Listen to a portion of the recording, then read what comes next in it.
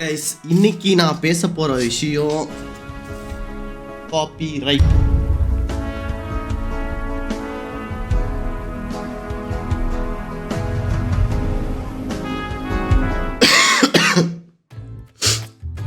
என் பாடி கண்டிஷனுக்கு எந்திரிச்சு உட்கார்றதே கஷ்டமா இருக்கு. ஸோ 2 வாரமா, கிட்டத்தட்ட 2.5 வாரம் என்னால் எந்திரிக்கவே முடியல. சொல்லு, என்னாச்சு? முடியல. அப்படி இப்படின்னு உடம்பெல்லாம் சரி பண்ணிட்டு யூடியூப்ல என்னடா வந்திருக்குன்னு வந்து உக்காந்தா அருமையான news, which is copyright. KK bro, நீங்கள் வீடியோ அப்லோட் பண்ணி 22 மணி நேரம் கழிச்சு தான் நான் சும்மா யூடியூப்ல வந்து பார்க்குறப்போ அந்த வீடியோ இருந்துச்சு. அண்ட் என் அண்ணனுமே கரெக்டாக மிஸ்டர் கேகே வீடியோ பாடுறா அப்படின்னு சொல்லி சொன்னார். ஸோ அப்போ போய் பார்த்தேன். சரி அப்படின்ட்டு இப்போ தான் வீடியோ மேக் பண்ணுறேன். ஸோ லேட்டாக மேக் பண்ணுறதுனால தப்பாக எடுத்துக்காதீங்க எதுவும். ஓகே, என் உடம்பு இன்னும் ஃபுல்லாக ரெக்கவர் ஆகலை, but still I making this video. ஆக்சுவலாக என்ன ஒரு கான்டெக்ட்ல இந்த வீடியோ இருக்க போகுது அப்படின்னா, காப்பிரைட். இந்த காப்பிரைட்டுன்ற மேட்ரு என்னன்னா, நீங்கள் சப்போஸ் வேற ஒருத்தவங்க கண்டென்ட்டோ இல்லை வேற ஒருத்தவங்களோட வீடியோ பெர்மிஷன் இல்லாமல் எடுத்து யூஸ் பண்ணுறீங்கனாலோ, அந்த கிரியேட்டர் இவன் என்னோட உழைப்பை திருடிட்டான் அப்படின்னு சொல்லி அவங்க என்ன பண்ணுவாங்கன்னா, உங்களுக்கு ஒரு காப்பிரைட் லைக் வந்து கொடுப்பாங்க. இந்த மாதிரி என் கண்டென்ட்டை ஸ்டீல் பண்ணிட்டான் அப்படிங்கிற மாதிரி. விச் இஸ் நீங்கள் சப்போஸ் இல்லீகலாக ஏதோ ஒரு விஷயம் பண்ணீங்க, லைக் திருட்டுத்தனமாக ஒரு படத்தை எடுத்து போடுறது, இந்த மாதிரி பண்ணீங்க அப்படின்னா அந்த கம்பெனி இல்லை அந்த யூடியூப் சேனல் வந்து பார்த்தீங்கன்னா காப்பிரைட் கொடுப்பாங்க. ஆனால் இதை வந்து பார்த்தீங்கன்னா கார்பரேட்ஸ் வந்து பார்த்தீங்கன்னா ஒரு வெப்பனாக யூஸ் பண்ணிட்டு இருக்காங்க. ஸோ அதை தான் வந்து பார்த்தீங்கன்னா மிஸ்டர் கேகே தெளிவாக பேசியிருப்பார். என்னன்னா, அவர் வந்து பார்த்தீங்கன்னா ஒரு ஸ்கூலில் நடந்த ஒரு செலிபிரிட்டிஸை கூப்பிடுவாங்கல்ல, அந்த மாதிரி இதில் ஒரு 2 பர்சனை பற்றி பேசியிருப்பாங்க. ஸோ அவங்க பிஹாஃபாக வந்து பார்த்தீங்கன்னா ஒரு கம்பெனி அவங்களுக்கு கால் பண்ணி இந்த மாதிரி நீங்கள் வீடியோ டேக் டவுன் பண்ணணும் அப்படின்னு சொல்லி மெயில் பண்ணியிருக்காங்க. அப்போ அவங்க வந்து சிட் ஃப்ரீக்வன்சி கிட்ட பேசி அவங்க வந்து இல்லை அதெல்லாம் ஒன்றும் பிரச்சனை இல்லைன்னு சொல்லிட்டு விட்டுருக்காங்க.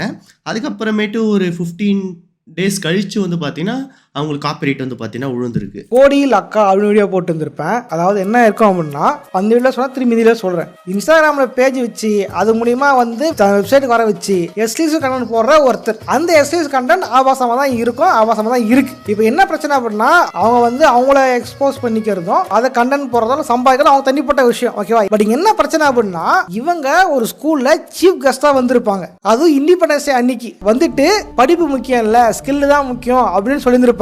இந்த ஸ்கில் தான் முக்கியம் போது சின்ன பசங்க போய் பார்த்தாங்க அப்படின்னா அது தப்பா தானே போகும் அப்படின்றத நான் சொல்லியிருந்திருப்பேன். அண்ட் அந்த வீடியோ வந்து பார்த்தீங்கன்னா இப்போ காணோம். ஆக்சுவலாக இன்னொரு ப்ராப்ளம் என்ன அப்படின்னா, நீங்கள் எவ்வளோ மில்லியன் சப் சேனலாக இருந்தாலும் 3 ஸ்ட்ரைக் விழுந்தது அப்படின்னா அப்படி ஒரு சேனல் இருந்ததுக்கான ஒரு அடையாளமே யூடியூப்ல இருக்காது. ஆக்சுவலாக என்னோட சேனல்ல இப்போ ஒரு ஸ்ட்ரைக் இருக்கு. அது வந்து 20K சப்ஸ்கிரைபர்ஸ் இருக்கு, 20 கூட கிடையாது, 10K சப்ஸ்கிரைபர்ஸ் இருக்கிறப்போ இன்னொரு கேமிங் சேனல் கொடுத்த ஸ்ட்ரைக்கு, அதுவும் தமிழில் ஒரு கேமிங் சேனல் கொடுத்த ஸ்ட்ரைக்னால எனக்கு அதில் ஒரு ஸ்ட்ரைக் இருக்கு. இன்னும் 2 ஸ்ட்ரைக் விழுந்துச்சுன்னா இந்த ஷார்ப்புங்கிற சேனல் இருக்காது. ஸோ இப்போ மிஸ்டர் கேகேக்கு வந்து பார்த்தீங்கன்னா இப்போ ஒரு ஸ்ட்ரைக் விழுந்துருச்சு. ஸோ இப்போது அவரோட வீடியோஸில் நீங்கள் வேறு ஏதாவது ஒரு வீடியோ எடுத்துக்கோங்களேன், வேறு ஏதோ ஒரு இன்ஃப்ளூயன்சர் இந்த மாதிரி நான் ஹர்ட் ஆகிட்டேன்ப்பா அப்படின்னு சொல்லி அவங்க கிட்ட இருக்க ஏஜென்சி கிட்ட சொல்லிட்டாங்க அப்படின்னா நினச்சி பாருங்களேன், இன்னொரு ஸ்ட்ரைக் விழுந்துடும். இன்னொரு கிரியேட்டர் நான் ஹர்ட் ஐட்டம்பான்ட்டு அந்த ஏஜென்சி கிட்ட சொல்லிட்டாங்கன்னா முடிஞ்சு போச்சு. அவங்க வந்து இன்னொரு ஸ்ட்ரைக் கொடுத்தாங்க அப்படின்னா மிஸ்டர் கேகேன்னு ஒரு சேனல் இருந்ததுக்கான ஒரு அடையாளம் 0 ப்ரெசன்ஸ் அப்படிங்கிற மாதிரி ஆகிடும். அது அவருக்கு மட்டும் பொருந்தது, எல்லா கிரியேட்டர்ஸ்க்கும் அதே தான். இப்போ என்னையே எடுத்துக்கோங்க, நான் வந்து ரியாக்ஷன் வீடியோஸ் இதில் மேக் பண்ணுறேன், நான் 2-3 கிரியேட்டர்ஸை ட்ரோல் பண்ணுறேன். இல்லை எனக்கு நான் ட்ரோல் பண்ணணும்னு பண்ண மாட்டேன், எனக்கு என்ன தோணுதோ நான் அதை பேசுவேன். அதுக்கு அவங்க ஹர்ட் ஆகிறாங்க அப்படின்னா அது அவங்களோட இது. ஸோ இப்போ ஒரு பையன் பாடுறான் அப்படின்னா அது எனக்கு ஃபன்னியாக தோணுச்சுன்னா நான் என்னோட கமெண்ட்ஸை சொல்லுவேன். பட் அந்த ஃபன்னியாக இதை அவன் எடுத்துக்காம ஒரு ஸ்போர்ட்டிவாக அவன் எடுத்துக்காம அவன் ஒரு ஏஜென்சியிலேருந்து இந்த ஷார்ப்புங்கிற பையன் என்னை வந்து கலாய்ச்சிட்டான், எனக்கு அதை பொறுத்துக்க முடியலை அப்படின்னு அவன் ஏதாச்சும் சொன்னான் அப்படின்னா அவன் உடனே என்ன பண்ணுவாங்க, இந்த மாதிரி ஏஜென்சி எனக்கு ஒரு மெயில் பண்ணுவாங்க, இந்த மாதிரி என்ன எந்த மாதிரி இந்த மாதிரி அந்த மாதிரி எந்த மாதிரி சொல்கிறேன், இந்த பையனை நீ வந்து கலாய்ச்சது அவனுக்கு பிடிக்கல, ஸோ நீ ரிமூவ் பண்ணும் அப்படின்னாங்கன்னா நான் ரிமூவ் பண்ணிடுவேன். ஆனால் அதை விட்டுட்டு எனக்கு ஒரு ஸ்ட்ரைக் கொடுத்தாங்க அப்படின்னா என் சேனல் முடிஞ்சுது. சரி ஒரு ஸ்ட்ரைக்கு தானே, அதனால என்ன, இன்னும் 2 ஸ்ட்ரைக் இருக்குல்ல, அதோட நீ ரன் பண்ணிக்கலாமா அப்படின்னு கேட்டால், ஆக்சுவலாக யூடியூப் சேனலில் நீங்கள் ஹெல்த்தியான ஒரு வேலை போயிட்டு இருக்கீங்கன்னு வச்சுக்கோங்களேன், உங்களுக்கு எந்த ஒரு பிரச்சனையும் வராது. ஒரு ஸ்ட்ரைக்குங்கிறது எப்படின்னா, ஹைவேஸில் போகிறப்போ டக்கு நடுவில் ஸ்பீட் பிரேக்கர் வச்ச மாதிரி, அப்படி லைக் என்ன சொல்கிறது, உங்களுக்கு போகிற வியூஸ்லேருந்து உங்களுக்கு வர இன்ட்ராக்ஷன் புது ஆடியன்ஸ்லேருந்து எல்லாமே வந்து பார்த்தீங்கன்னா பிளாக் ஆயிரும். ஸோ யூடியூப் வந்து பார்த்தீங்கன்னா அப்படி தான் வேலை செய்யும். ரெகுலராக வீடியோஸ் போட்டுட்டு இருக்கீங்க, ஒரு ரீச் போயிட்டு இருக்கு, நோட்டிஃபிகேஷன்ஸ் எல்லாருக்குமே போய்கிட்டு இருக்குன்றப்போ ஒரு ஸ்ட்ரைக் விழுந்துருச்சுன்னு வச்சுக்கோங்களேன், அந்த நோட்டிஃபிகேஷன் அப்படி 50% டவுன் ஆயிரும். உங்களுக்கு 50ன்றது நான் சொல்கிறது நான் ஜஸ்ட் ஒரு ரேண்டம் நம்பர் தான், பட் ஆனால் ஒரு பெரிய அடி அது ஒரு சேனலுக்கு.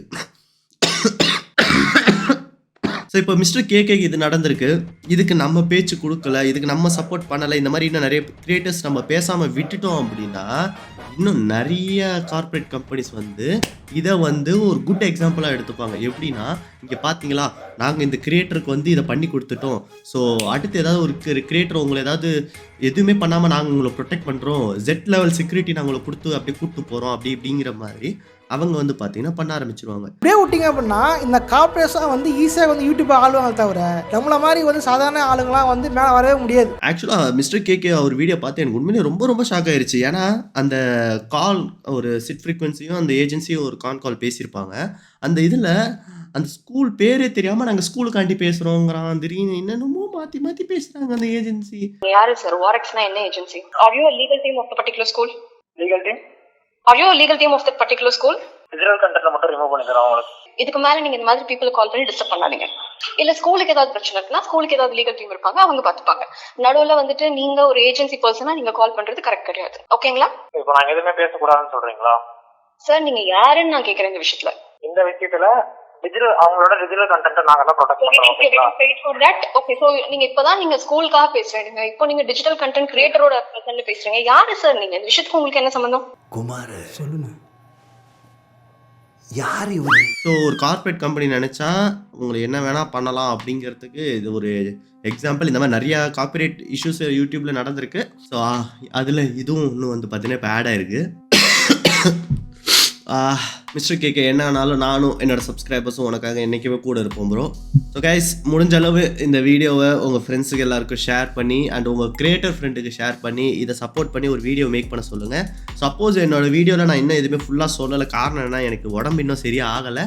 ஸோ ஃபுல் வீடியோ இதை பற்றின ஃபுல் கான்டெக்ட் என்னென்னு புரியணும்னா மிஸ்டர் கேகே அவரோட செகண்ட் சேனலில் வந்து பார்த்தீங்கன்னா இந்த வீடியோ அப்லோட் பண்ணியிருப்பார். ஸோ சேனல் நேம் வந்து பார்த்தீங்கன்னா கேப்டன் கேகேல இருக்கும். ஸோ நீங்கள் போய் அந்த சேனலில் செக் அவுட் பண்ணுங்கள். ஸோ அதில் ஃபுல் டீட்டெயில் போட்டிருப்பாரு. அண்டு ஐயோ உடம்பு சரியில்லாமல் முடியலை, உடம்பு சரியாகட்டும், நான் முடிஞ்சால் இன்னொரு வீடியோ கூட தெளிவாக நான் மேக் பண்ணுறேன்.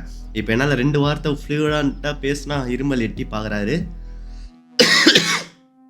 Okay, so don't worry mister KK, என்றைக்கும் கிரியேட்டர்ஸ் ஆகிய நாங்கள் வந்து பார்த்திங்கன்னா உங்கள் கூட இருப்போம். அண்டு அடுத்து இது வந்து எந்த குட்டி சேனலுக்கு வேணாலும் நடக்கலாம். ஸோ டோன்ட் வரி எனி கிரியேட்டர்ஸ், எல்லா கிரியேட்டர்ஸுக்கும் சப்போர்ட்டாக நாங்கள் இந்த கிரியேட்டர்ஸ் எல்லாருமே இருப்போம். ஸோ கிரியேட்டர்ஸ்க்கு சப்போர்ட் கிரியேட்டர்ஸ் தான் அப்படிங்கிற மாதிரி வச்சுக்கோங்களேன். ஓகே கைஸ், மீண்டும் அடுத்த வீடியோவில் சந்திப்போம். நான் போய் மாத்திரையை போட்டு படுத்து தூங்குறேன். ஓய்.